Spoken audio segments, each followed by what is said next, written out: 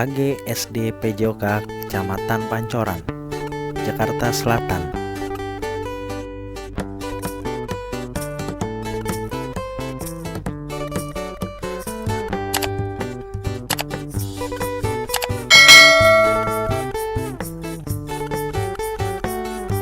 Selamat pagi anak-anak, bagaimana kabarnya?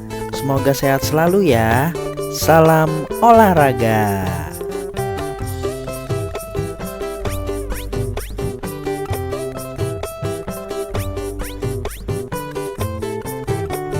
Pembelajaran jarak jauh PJOK kelas 4 bab 9, jenis cedera dan cara penanggulangannya. Pembelajaran jenis cedera dan cara penanggulangannya meliputi yang pertama, mengenal jenis-jenis cedera. Yang kedua, cara menanggulangi cedera dalam aktivitas sehari-hari. Mengenal jenis-jenis cedera terdiri atas yang pertama, jenis-jenis cedera dalam aktivitas fisik olahraga. Yang kedua, jenis-jenis cedera dalam aktivitas sehari-hari. Sedangkan cara menanggulangi cedera dalam aktivitas sehari-hari terdiri atas pertolongan pertama pada orang yang cedera. Yang pertama, luka iris. Yang kedua, luka memar. Yang ketiga, luka lecet. Yang keempat, luka tusuk. Dan yang kelima, luka gigitan. A. Mengenal jenis cedera dalam aktivitas fisik dan aktivitas sehari-hari. Cedera diartikan sebagai keadaan bagian tubuh mengalami gangguan dan menimbulkan rasa sakit. Akibat cedera, gerak tubuh kita terhambat. Cedera dapat dialami seseorang saat beraktivitas fisik atau aktivitas sehari-hari. Oleh karena itu, sebelum beraktivitas, kamu hendaknya berdoa dan melakukan pemanasan. 1. Jenis cedera dalam aktivitas fisik olahraga. A. Memar. Memar adalah keadaan cedera yang terjadi pada jaringan ikat di bawah kulit. Memar biasanya karena benturan atau pukulan pada kulit. Memar menimbulkan daerah kebiru-biruan atau kehitaman pada kulit. Nyeri karena luka memar biasanya ringan sampai sedang, dan pembengkakan yang menyertai sedang sampai berat. Memar dapat terjadi pada daerah kepala, bahu, siku, tangan, dada, perut, dan kaki. Untuk penanganan luka memar, yang pertama, kompres dengan es dan air panas bergantian tiap 3 jam sekali selama 11-24 jam. Pengompresan untuk menghentikan pendarahan kapiler. 2. Istirahat untuk mencegah cedera lebih lanjut.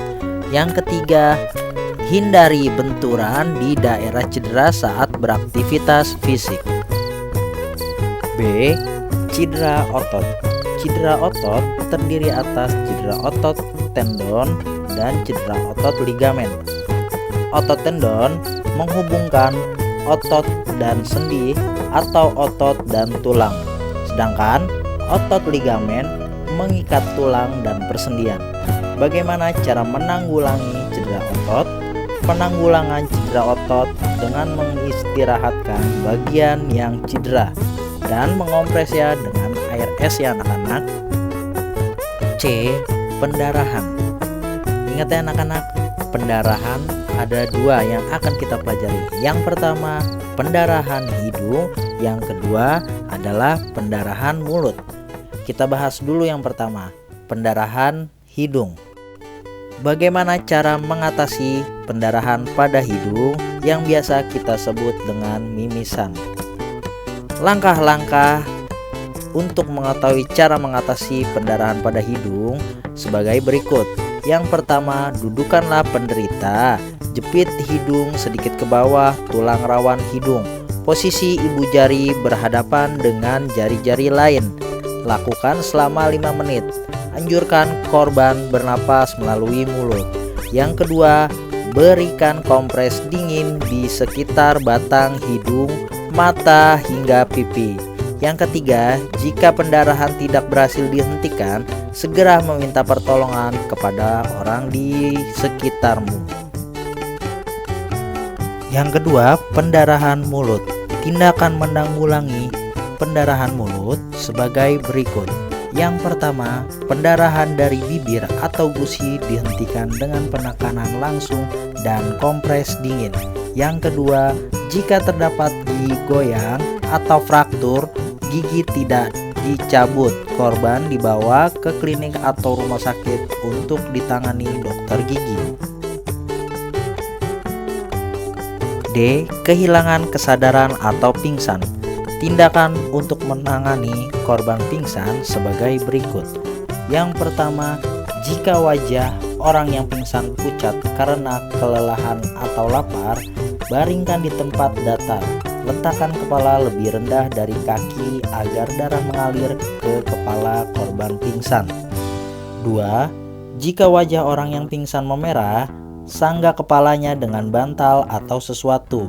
Tujuannya agar darah mengalir secara normal. 3. Jika korban muntah, miringkan kepala agar muntahan tidak menghalangi pernafasan. 4. Jika pakaian yang dikenakan korban terlalu ketat, kendurkan. Ini dimaksud agar korban dapat bernafas dengan lega. 5. Jika korban sudah siuman, beri minuman air gula atau teh manis hangat. 6. Jika korban tidak sadar, segeralah dibawa ke pusat kesehatan terdekat. Ini dilakukan agar segera mendapat perawatan medis ya anak-anak. 2. Jenis-jenis cedera dalam aktivitas sehari-hari. A. Luka iris atau sayat. Bagaimana terjadi luka iris? Luka iris terjadi ketika kulit terkena benda tajam ya anak-anak. Luka iris terjadi saat kita menggunakan pisau, menginjak pecahan kaca, atau benda tajam lainnya. Luka iris tidak boleh disepelekan karena dapat menimbulkan infeksi. Ingat itu, dapat menimbulkan infeksi ya. B. Luka memar. Luka memar terjadi karena bagian tubuh terkena benturan benda keras dengan tekanan keras. Contoh luka memar yaitu luka karena terbentur meja, luka terkena pukulan, luka terkena tendangan. Luka memar ditandai dengan benjolan pada bagian tubuh yang terbentur, kemudian muncul warna kebiru-biruan atau yang biasa disebut dengan warna lebam. Coba kalian lihat gambar di bawah ini. Gambar di bawah ini menunjukkan luka memar. C. Luka lecet. Luka lecet terjadi akibat permukaan kulit tergesek permukaan kasar. Luka lecet umumnya lebih sakit atau perih daripada luka iris. Luka lecet dapat menyakitkan karena menjangkau banyak ujung saraf di bawah kulit. Coba kalian amati gambar luka lecet pada siku di bawah ini. D. Luka tusuk. Luka tusuk diakibatkan benda berujung runcing atau tajam.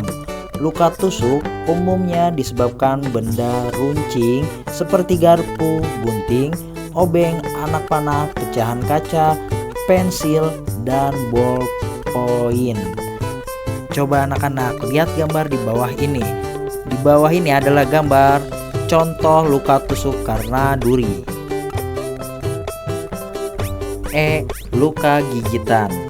Luka gigitan penting diperhatikan dalam dunia kedokteran.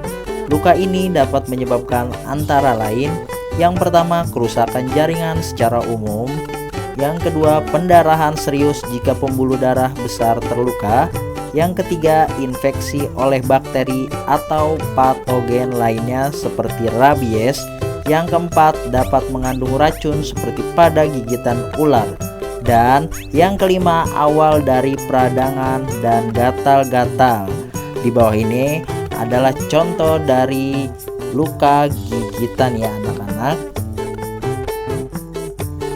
F. Luka bakar. Luka bakar adalah kerusakan pada kulit yang disebabkan panas, listrik, zat kimia, gesekan, atau radiasi. Luka bakar mengakibatkan gejala seperti kulit melepuh, kulit mengelupas, kulit hangus, dan pembengkakan. Keadaan ini biasanya menimbulkan gelembung cairan di bawah kulit. Luka bakar juga dapat melukai bagian tubuh lainnya, seperti otot, pembuluh darah, syaraf, paru-paru, dan mata. Tujuan pembelajaran: 1. Menunjukkan jenis-jenis cedera dalam aktivitas fisik dan kehidupan sehari-hari. Yang kedua, menjelaskan cara menangani jenis-jenis cedera dalam aktivitas fisik dan kehidupan sehari-hari. Yang ketiga, menjelaskan jenis-jenis cedera dalam aktivitas fisik dan kehidupan sehari-hari. Serta yang keempat, mendemonstrasikan cara menangani jenis-jenis cedera dalam aktivitas fisik dan kehidupan sehari-hari. Ingat selalu 3M ya. 1. Mencuci tangan dengan sabun dan air mengalir. 2. Memakai masker. 3. Menjaga jarak. Tugas 1. Apa yang menyebabkan terjadinya luka memar? 2. Sebutkan ada berapa jenis cedera dalam aktivitas fisik yang kamu ketahui. Sekian video pembelajaran hari ini. Sampai berjumpa lagi di video pembelajaran selanjutnya. Salam sehat selalu, salam olahraga.